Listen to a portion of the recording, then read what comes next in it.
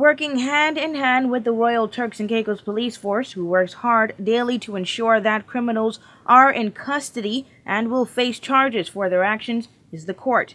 The court's responsibility is to bring justice to those who have committed crimes, but there are many obstacles standing in their way. We spoke with managing partner of Karam and Mizik attorney at law, George Mizik, who gave details on some of those issues. The main problem, as I see it with the courts, is that the court is understaffed. There's a lack of manpower, or woman power, if you will. You have, in Provo, for instance, you have a judge, you have a registrar, you have usually one person who's downstairs dealing with the public and dealing with answering the phones and running around and running upstairs. So it's a lack of manpower, and it's causing a strain on the judicial system. Mizik went on to say that there is a dire need of placement of stenographers and court reporters in the courts, and that even the judge needs his own secretary to efficiently perform his duties. I mentioned the court reporter earlier for the court. The judge here doesn't have a secretary. He has a clerk, but each judge should have personal secretaries to tend to things that the judge should not be doing. His job is to hear cases, to write judgments. He needs to concentrated on these things. So there's definitely, and this is a call, the judge needs more assistance in the court. Starting point would be a secretary to deal with some of the administrative backlog. I dare say that even the registrar should have a secretary, because the registrar of the court, who is also a judge to a lesser degree, but is in charge of the administration of the courthouse, has to deal with the judicial functions, as well as some mundane things as sending faxes and answering phone calls from lawyers, from other people, members of the public, and that should not be the case. Most people complain about the delay of justice, etc., but having practice and being in the courts often, I see some of the firsthand every day, some of the challenges and difficulties that these persons have. I would go so far to say, and you have persons who actually have to do different, you may have one person who's a secretary doing different tasks, even being called upstairs to translate, to do translation. These things are not right, they're not proper. The courts are also being affected by the lack of stationery and necessary machines that should be a part of the day-to-day court running.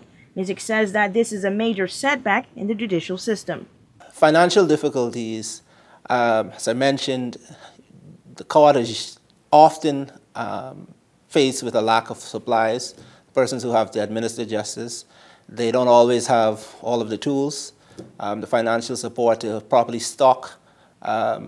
You'll be surprised with simple things as paper, to keep papers in the fax machine, inks, and so, sometimes these things run out.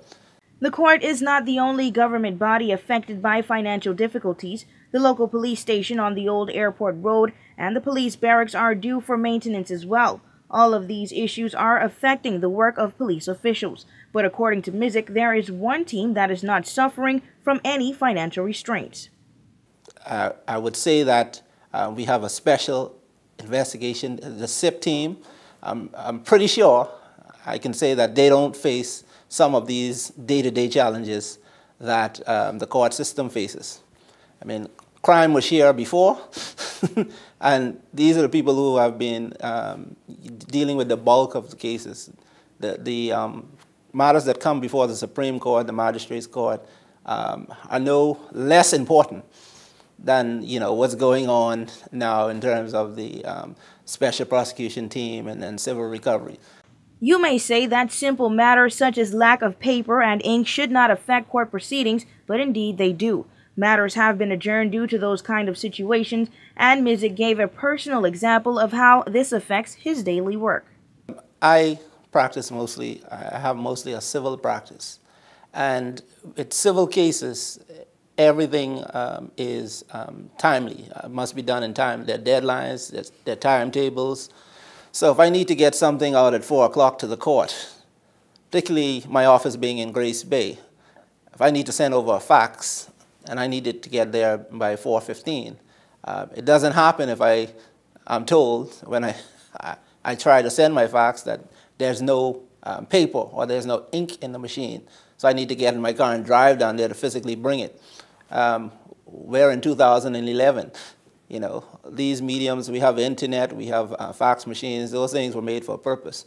As around the world, according to Mizik, there are many other challenges faced by the courts, but these simple matters must be dealt with first in order to move forward. Mizik says that he will not stop pressuring the government to improve the day-to-day running of the courts.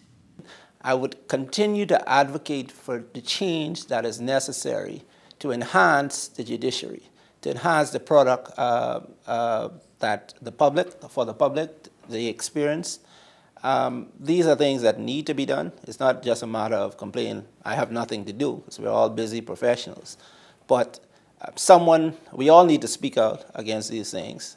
Like I said, they cannot be overlooked or neglected, whereas other persons, other areas are being given the resources to do their job.